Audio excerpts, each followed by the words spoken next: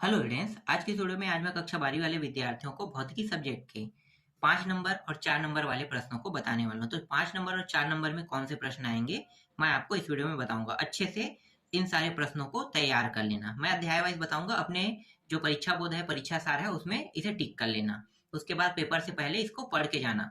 देखो, दूसरे प्रश्न को पढ़ने के लिए आपके पास समय रहे या ना रहे, लेकिन मैं जो बता रहा हूँ उनको पढ़ना ही पढ़ना है, क्योंकि मैं बहुत मेहनत से इन सारे प्रश्नों को ढूंढ के बता रहा हूँ। ठीक है, तो चलो शुरू करते हैं। तो ये जो अध्याय 1 है, विद्युत आवेश एवं क्षेत्र, यहाँ से 5 नंबर के प्रश्न तुम्हें देखने को मिलेगा। ठीक है, तो कौन सा प्रश्न है मैं बता देता हूँ। देखो, एक तो प्रश्न ये है लघु उत्तरीय प्रश्न क्रमांक 1 में दे दिया है, किसी वैद्युत द्विध्रुव के कारण अक्षीय स्थिति में किसी बिंदु पर विद्युत क्षेत्र की तीव्रता का व्यंजन स्थापित कीजिए। एक प्रश्न ये हो गया। ये आ चुका है शायद 2024 में। 2024 में अगर आया होगा तो मत पढ़ना, क्योंकि 2024 में आया तो नहीं आएगा ये। ठीक है, 2024 के सन में आए हुए प्रश्न कभी भी नहीं आते हैं। हाँ, उससे नीचे का आ सकता है, तो उसको हम लोग नहीं छोड़ेंगे। ठीक है, ये भी मोस्ट इंपॉर्टेंट प्रश्न है। वैद्युत द्विध्रुव के कारण निरीक्षित स्थिति पर उसके मध्य बिंदु से आर दूरी पर स्थित किसी बिंदु पर विद्युत क्षेत्र की तीव्रता का व्यंजन स्थापित कीजिए। ये प्रश्न मोस्ट इंपॉर्टेंट प्रश्न है। ठीक है, इसको देखना है। इसके बाद ये भी मोस्ट इंपॉर्टेंट प्रश्न है। एक समान विद्युत क्षेत्र में वैद्युत ध्रुव पर लगने वाले बलयुक्त आघूर्ण के लिए आवश्यक सूत्र की स्थापना कीजिए। इसकी सहायता से द्विध्रुव आघूर्ण की परिभाषा लिखिए। ये हो गया। इसके बाद ये प्रश्न को भी देखना है। चौथा को, किसी वैद्युत द्विध्रुव को एक समान विद्युत क्षेत्र में थीटा कोण घुमाया जाता है, तो इस क्रिया में किए गए कार्यों की गणना कीजिए। 4 हो गया। ये 5वां प्रश्न, ये भी इंपॉर्टेंट है। एक समान विद्युत क्षेत्र में स्थापित वैद्युत द्विध्रुव की स्थितिज ऊर्जा के लिए व्यंजन व्युत्पन्न कीजिए। ये प्रश्न हो गया। अब इन 5 से ज्यादा इंपॉर्टेंट प्रश्न मैं बता रहा हूँ जो अभी आने वाले हैं। ठीक है, मेरे हिसाब से भाई, मैं रिस्क तो आपको लेने नहीं दे सकता ना, तो मैं आपको रिस्क बिल्कुल भी लेने दूंगा। जो प्रश्न पता है उनको पढ़ना है, लेकिन मेरे हिसाब से ये इस साल आपको देखने को मिलेगा। गास का प्रमेय लिखिए। ठीक है, देखो, गास के प्रमेय यहाँ तक कि आपको शब्द देखने को मिलेगा। लिखिए अगर जुड़ा हुआ है, ध्यान देना, लिखिए जुड़ा हुआ है, इसका मतलब यही प्रश्न है। ठीक है, ये प्रश्न पूरा देखना है, इसका उत्तर देख लेना। गास का प्रमेय लिखिए तथा इसे सिद्ध कीजिए। जो अध्याय में बता रहा हूँ उसी अध्याय में प्रश्न मिलेगा, और ये पुराना परीक्षा बोध है। तो नया परीक्षा बोध में तो ये आसानी से मिल जाएगा, है ना। सारे प्रश्न नया परीक्षा बोध में है। नया परीक्षा बोध में ऑर्डर किया हूँ, अभी तक आया नहीं है, इसलिए मुझे पुराना परीक्षा बोध में ही बताना पड़ रहा है। ठीक, तो ये देख लेना। मेरे हिसाब से 100% ये प्रश्न आएगा, 100%। तो ये जितना अच्छे से तैयार करना है, मोस्ट इंपॉर्टेंट में इसे कर लेना। ठीक है, इसके बाद देखो अगला प्रश्न, ये भी मोस्ट इंपॉर्टेंट है, लेकिन ज्यादा मोस्ट इंपॉर्टेंट वो 6वां प्रश्न हो रहा है ना। गास के प्रमेय द्वारा किसी बिंदु आवेश के कारण विद्युत क्षेत्र की तीव्रता ज्ञात कीजिए तथा कूलाम का व्युत्पन्न वर्ग नियम निगमित कीजिए। यहाँ पे देखो, गास का प्रमेय यहाँ भी लिखा है, लेकिन यहाँ पे जस्ट पीछे में द्वारा लिखा है, लिखिए नहीं लिखा है। ध्यान देना, लिखिए लिखा हो रहेगा ना तो तुम्हें पूरा 6वां के 6वां प्रश्न को हल करना है, और लिखिए नहीं लिखा है, गास का प्रमेय द्वारा लिखा हुआ है, ऐसा कुछ लिखा हुआ है ना। और यहाँ पे गास का प्रमेय लिखिए कहेगा तो 6वां, और लिखिए के अलावा और कुछ दिया है तो वो अलग प्रश्न है, समझना। लेकिन मेरे हिसाब से 100% 6वां प्रश्न आने वाले हैं, 100%। इसके बाद देखो, ये है गास के प्रमेय द्वारा। देखो यहाँ भी वैसे ही ना, गास का प्रमेय द्वारा लिखा हुआ है ना, रेखीय आवेश, लेकिन यहाँ पे बदला क्या है, रेखीय आवेश के कारण विद्युत क्षेत्र की तीव्रता की गणना कीजिए। क्या होता है, गास का प्रमेय, गास का प्रमेय, गास का प्रमेय, 2-3 जगह देखोगे कंफ्यूज हो जाओगे। तो इसलिए इसे समझना बहुत जरूरी है कि कौन सा इसका उत्तर होगा, है ना। 3 प्रश्न है, तीनों अलग अलग है, और तीनों में अलग अलग पूछा गया। एक तो गास का प्रमेय लिखिए, गास के प्रमेय के माध्यम से किसी प्रश्न को अलग अलग तरीके से हल कीजिए। तो 2 प्रश्न इसी तरीके के हैं, तो ये चीज आपको जानना बहुत जरूरी है। ठीक है, ये हो गया। इसके बाद देखो, एक प्रश्न ये है, ये भी मोस्ट आईएमपी प्रश्नों में से है। किसी आवेश चालक गोले या खोखले चालक गोले के कारण विद्युत क्षेत्र की तीव्रता निम्नलिखित स्थितियों में ज्ञात कीजिए। ये हो गया। ठीक है, इसके बाद ये भी है, ये वाला भी देख लेना है। ठीक, इतना ही तो है, 6-7 प्रश्न और तो नहीं है, बस इतना ही है। हाँ, एक प्रश्न ये वाला मुझे नहीं मिला था। ये गास प्रमेय की सहायता से आर त्रिज्या वाले एक समान आवेशित गोली कवच के कारण इसमें आर दूरी पर स्थित किसी बिंदु पर विद्युत क्षेत्र की तीव्रता का व्यंजन निम्न स्थितियों में ज्ञात कीजिए। जैसे आर, छोटा आर बड़ा है किससे, बड़ा आर से। आर बड़ा आर और आर दोनों बार बराबर है, इसमें बड़ा आर बड़ा है। ठीक है, तो ये प्रश्न मुझे नहीं मिला, ये तुम लोगों के परीक्षा बोर्ड में तुम्हें आसानी से मिल जाएगा। ठीक है, ये 2023 के सन में आया है, तो मैं यहाँ पे बता भी दिया हूँ कि 2023 के सन में आया, ये प्रश्न देख लेना। ठीक है, इसके चांसेस कम है, मैं जो बता रहा हूँ वही प्रश्न आएगा, गास का प्रमेय ही आएगा, लेकिन आपको जो दिया गया है ना उन प्रश्नों को भी नहीं छोड़ना है, उन प्रश्नों को भी छोड़ पढ़ना है ना। क्या होता है 100% तो है उसके चांसेस, लेकिन कई बार क्या होता है आगे पीछे कर दिया जाता है, तो इसलिए छोड़ना नहीं है। रिस्क 0 रखो, लेकिन ज्यादा फोकस छठवां में रखना है। ठीक है, अब अथवा आने वाला प्रश्न बता देता हूँ। अब आपके ऊपर डिपेंड करता है आप अथवा को पढ़ो या ना पढ़ो, फिर भी मैं अथवा में दूंगा आप लोगों को। ठीक है, ये अथवा प्रश्न है, एक प्रश्न अध्याय 1 से आएगा और एक प्रश्न अध्याय 2 से आएगा, अथवा प्रश्न अध्याय 2 से रहेगा।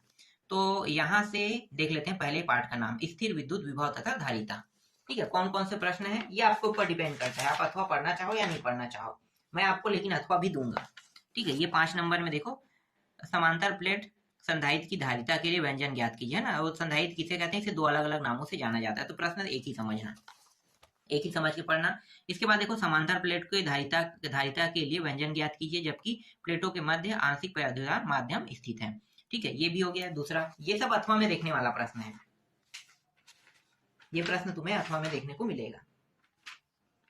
और कौन सा प्रश्न अथवा में देखने को मिल सकता है, ये वाला प्रश्न, समांतर क्रम में जुड़े 3 संधारित्रों की तुल्य धारिता के लिए व्यंजन व्युत्पन्न कीजिए। और ये है, ये भी मोस्ट इंपॉर्टेंट में है, ये भी अथवा वाला ही समझो। ठीक है, तो ये प्रश्न भी अथवा ही वाला है। और क्या है, अच्छी निरक्षी स्थिति इसमें भी है, नहीं छोड़ दो, इसमें का नहीं देख लेंगे, है ना। एक प्रश्न और देख लो, ये है ये वाला। ठीक है, 2 आवेश जिनकी धारिता वाले C1 C2 V1 V2 वाला दिया है, ये है।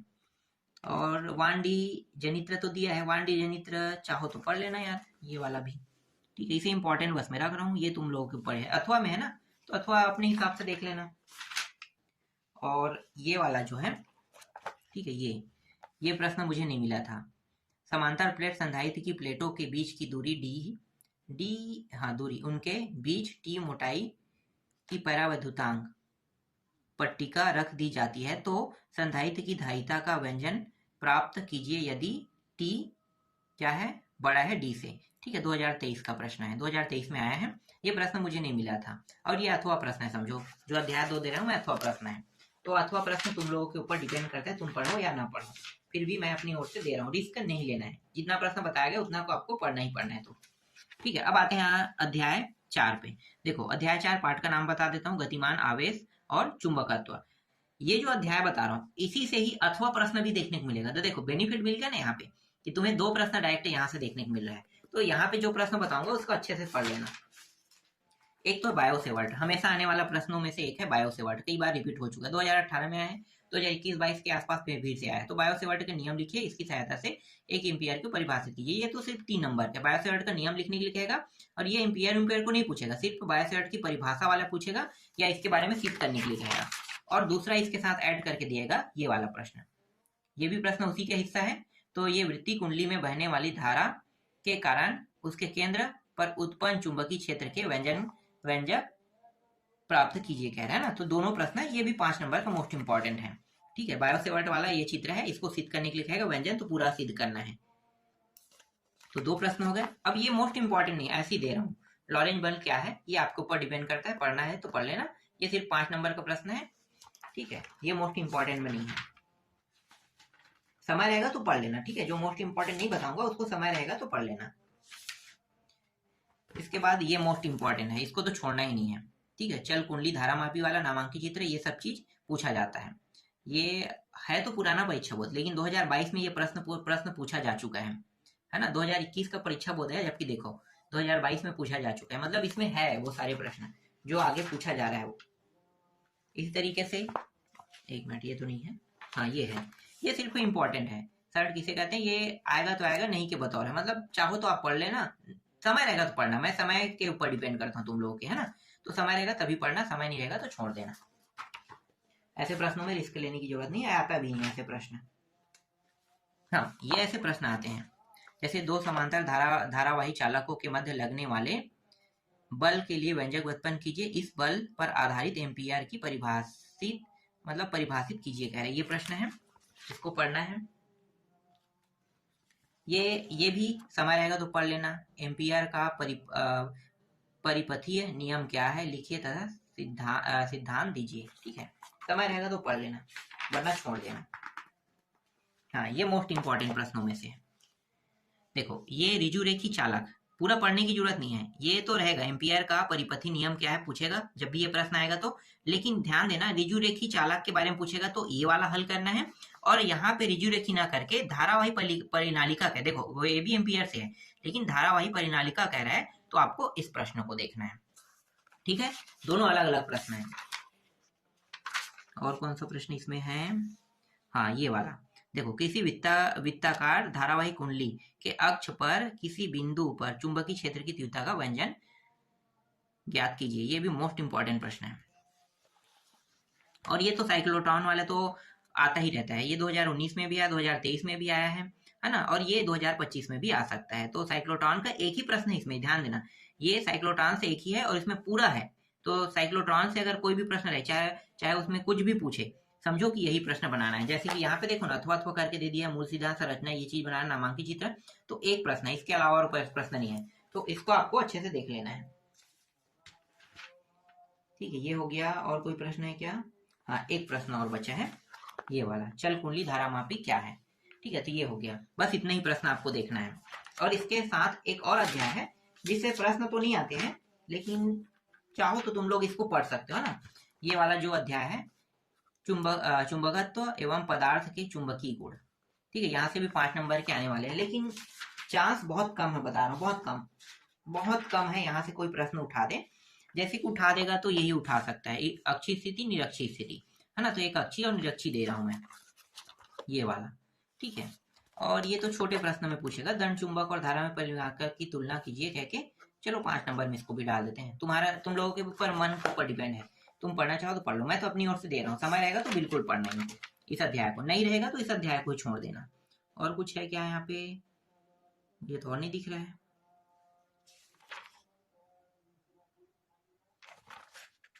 नहीं है, और तो नहीं दिख रहा है, ये बस छोड़ो यहाँ से, बस एक दो तीन प्रश्न है, उसके बाद पूरा छोड़ दो, नहीं है यहाँ से कोई प्रश्न नहीं बन रहा है। ठीक है, अब आगे देखते हैं, अब कौन सा अध्याय बचा? ये वाला, लेंस वाला, है ना। देखो, इकाई 6 से भी तुम्हें देखने को मिलेगा, अध्याय 9, किरण प्रकाश की एवं प्रकाश की यंत्र। ठीक है, इस अध्याय से भी तुम्हें 5 नंबर के प्रश्न देखने को मिलेगा। तो कौन कौन से प्रश्न पढ़ना है ये मैं बता देता हूँ, एकदम मोस्ट इंपॉर्टेंट प्रश्न बताऊंगा। कुछ प्रश्न इसमें इंपॉर्टेंट बस रहेगा, जैसे कि ये प्रश्न इंपॉर्टेंट बस है, दो लेंस जिनकी फोकस दूरी f1 f2 है संपर्क में रखे गए, यदि इस प्रकार निर्मित संयुक्त लेंस की फोकस दूरी f हो तो सिद्ध कीजिए। ठीक है, ये प्रश्न है।